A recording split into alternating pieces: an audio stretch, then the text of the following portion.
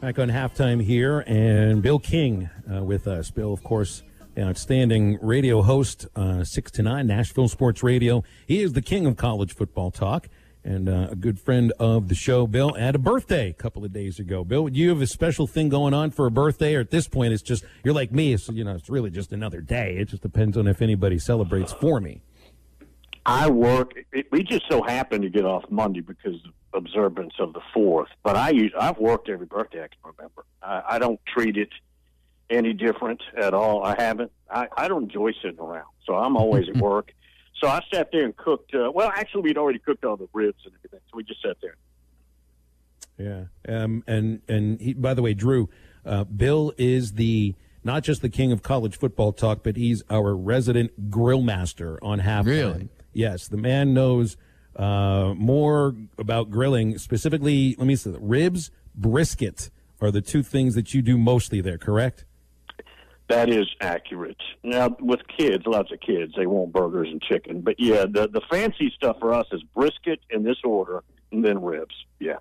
Did you see the Bloomberg columnist Josh Barrow write a few days ago about it was a complete anti-grilling screed, and he's telling everybody you're doing it wrong. You should be cooking in your kitchen.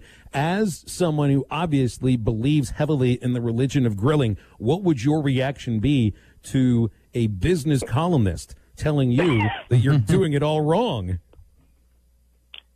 About my same reaction when they told us that college football needed to be shut down a year ago. I wouldn't listen. So, yeah, I don't. Everybody's got their, and I certainly am open because I'm a fat side up guy, and I have the fat side down people always getting on me about that. No, I'm open minded to everything, but you do it your way, man. Mm-hmm. You do it the way it works for you. Well, and I know you've had to be open minded about the NIL stuff that's happened in the last week, and we've talked about this since you've been coming on here. And I think you've come at this from a realistic standpoint. You don't like it, but it doesn't matter. You got to deal with it. And let me give you the situation that Drew and I talked about in the first segment here.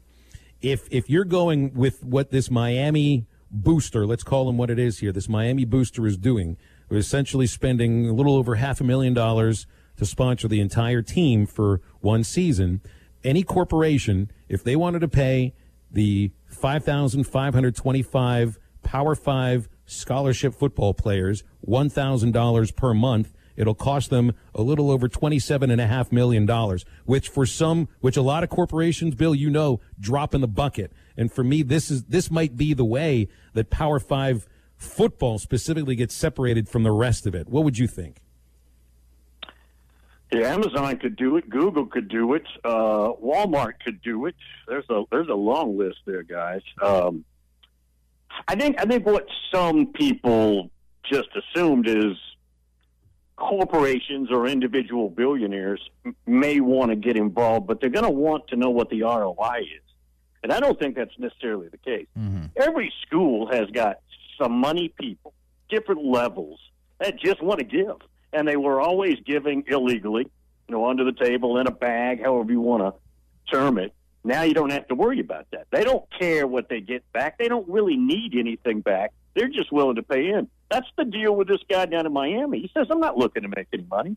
I'm here trying to bring the U back. I believe him. And that's what's going to be interesting. The Roy Adams, I don't know if now you guys may go back to Roy from Memphis. He passed away, but Roy Adams is probably the number one and the greatest bagman of all time. I'm wondering how he would be in this environment where everything is on the up and up. Yeah, it would be interesting to see, but if Phil is correct and there is an corporation that steps up, obviously being from Memphis, I hope that it's FedEx and Fred Smith, because he's not going to let the University of Memphis be out of it. So I definitely like that.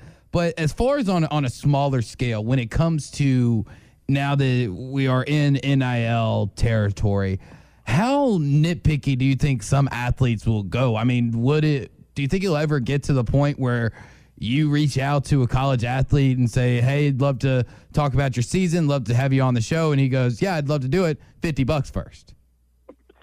Oh, yeah. I haven't really thought about it because I never put players on the show. But and not to be, rude, but there's just no point. And it's not going to do anything for the show. But yeah, no. I could absolutely. And again, they're allowed to have agents. Now, these agents are supposed to, quote, only be for the procurement of sponsorship money, not for future services in the pros. We all know how that's going to go. Yeah. But yeah, I'm sure the agents will say, don't do their radio show unless they hand you some little pocket money. How about that? I mean, you really don't know many professional athletes that would go in it in that sense, because that's also a way, in some ways, to build your brand. And Bill, you are. So let's look at what professional athletes deal with. They deal with being a professional athlete, being a parent, maybe being a husband, maybe have a side business and stuff like that. Student athlete now is adding, and I'm not saying this as any judgment whatsoever. It's just there are 24 hours in the day. There's only so much time. Practice, school, and, promote your brand, go make money and everything. It's, another aspect of how you do this is budgeting your time. I'm not saying these student athletes don't know how to do it, but again, there's only 24 hours in the day, man. Oh, I know. And the rules, the way I read them, now every state's different, is this cannot overlap with your responsibilities on the field, whether it be practice, whether it be games, whether it be your workouts, lifting, all of that. And there's going to be conflict there. And here's the other one. College athletes are not used to this. Pro athletes are. And that is, once you make it, all your friends and your family and your parents are going to want some. And college athletes are not used to that yet. They weren't getting enough from full cost of attendance and all that to be spreading the wealth. Now that some of them are making money, they're going to be in that battle of cutting people off, relationships getting ruined, and this happens before they even get to the pros. That's another battle that they have no idea what they're doing. It will be a battle, and it's going to be a long time until I think that a lot of these young athletes and young people have it really figured out. To take it a little bit further from what you said, that, it can interfere with other obligations that they have as student athletes, such as practices or their time in the classroom. What about service academies? I mean, how is Army, Navy, Air Force going to navigate this when you also bring in a branch of the military? Probably won't tolerate it. They don't negotiate, as we know. No, they don't. I don't know what opportunities. I'm sure there's wealthy alums that come from the military and absolutely cherish their upbringing in that lifestyle and that regimen, that will be willing to pay money. But certainly as a plebe, as a freshman, you don't have any time to go out. You can't say, hey, I'm going to be in the mall today at 3 signing autographs in Annapolis, Maryland. That ain't happening. Bill, I'll get a quick actual football question for you here. Yeah, because it's all NIL now, and, we've not even had media days yet, so it's not. Forgot we still played. Too much on the field to go with. But LSU lost their starting left tackle. Dari Rosenthal went into the transfer portal. I know they're saying they've got somebody who's ready to step up. Cam Wire played at that position a bit last year, but is that a big loss for LSU, or how do you see this affecting them? It's not from this angle. I think this was expected.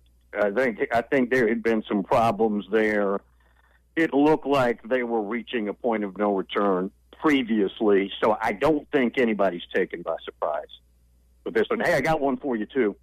Do you think anybody will have the guts to text maybe an assistant coach or Nick Saban and say, I won't make today's practice? I'm signing autographs at the Tuscaloosa Mall. I don't think that's going to be ever possible to say that to Nick Saban. I hope somebody tries.